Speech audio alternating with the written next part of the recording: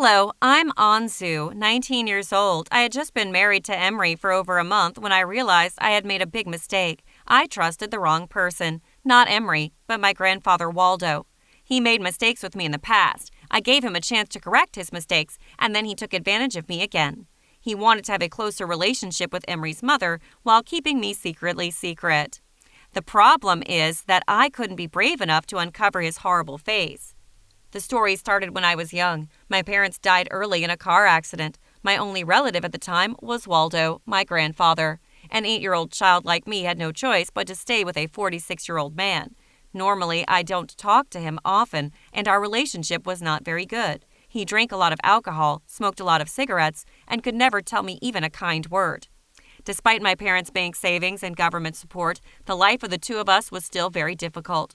The reason was that you already know. He paid those monies for alcohol and medicine, not for me. I often had to eat bread through meals. Even money to go to school was delayed for a long time. Yet every time Waldo sees me, he beat and cursed me, treated me as a burden of his life. There are many times he intended to hand me over to the orphanage, but we knew that there would be no place to accept this. Obviously, I had a strong grandfather, and I was old enough to take care of myself, so I still have to grow up with that man. Things got worse when I was 15 years old. In a drunken state, he violently touched my body. He pushed me into the corner of the wall, ripped off my shirt. He nagged me like a toy. My pants were pulled down near my knees. In my fear, I kicked his stomach. Then it was my turn. He tugged my hair back, slapped me in the face, making me dizzy. I stumbled and hit a flower vase. It broke beside me, within my reach. Gathering my courage, I picked up a fragment, waved it hard, and that move broke his face with a large wound across his left cheek. He was in pain, and I quickly took my jacket and escaped. After that day, I decided not to go home anymore. Exactly, I considered that house to be no longer my home for a long time. I hoped for a new life, but the problem was that I had to face was eating and sleeping.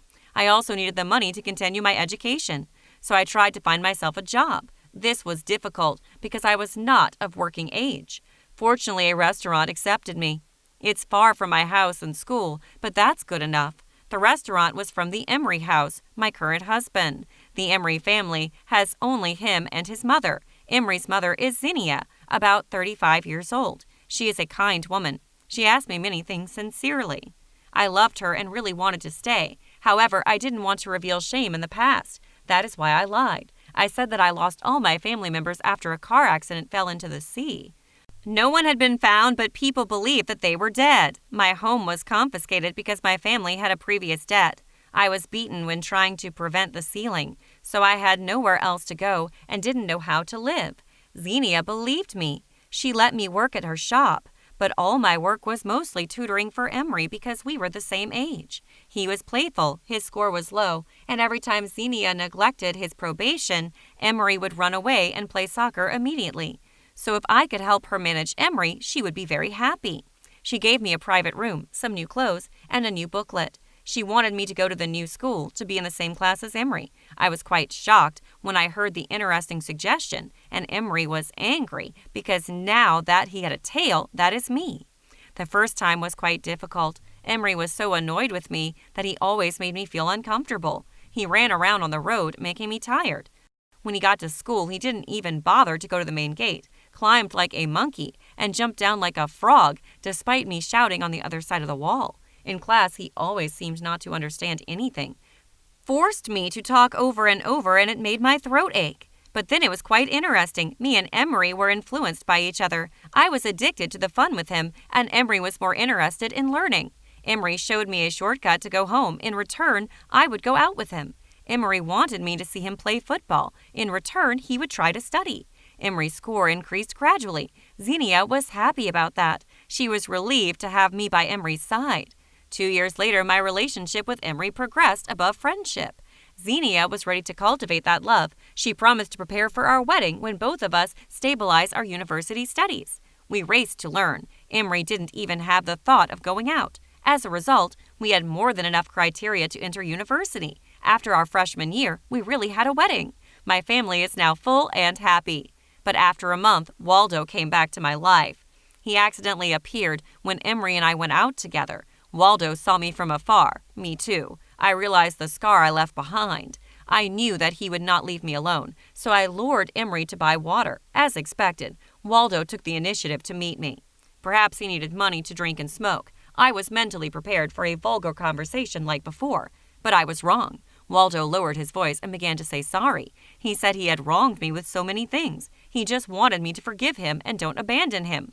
Waldo said he'd changed now. He wanted me to give him a chance to correct his mistakes. He wanted to stay with me because he is now old. To be honest, I don't trust Waldo, but I was afraid of what he would do if I opposed him. He could bring that shameful thing out and blackmail me. I decided to give Waldo a chance. Emery came back. I said today was a lucky day. I found my grandfather. He was lucky to survive. The scar on his face was caused by the accident. Emery gladly welcomed Waldo and led him home. I didn't realize the mistake sooner. He seemed very kind, behaved like a gentleman, not drinking or smoking. He even gave flowers to Xenia. I even thought that he'd really changed because he felt sorry for before. But no, soon after history resurfaced. The other thing here was subtler and cunning. He is not as violent as before. That day when we were getting ready to go to work, we saw clothes scattered all over the room, underwear and a bunch of bottles of wine besides. Emery dropped the briefcase on his hand, and that awakened the other two. Xenia is confused with the scene. Emery thought that Xenia liked Waldo. He said this was acceptable because they were alone for too long and there was no law prohibiting them from getting married. Oh my God, get married? Emery trusts him, but I don't. I think Waldo is deceiving us. He tries to make love to Xenia and then traps his mother. It's so scary. Is there really a wedding going on? I don't believe the gentleman's appearance will remain. Very soon he'll drink again, smoke and swear. This house will not be happy anymore.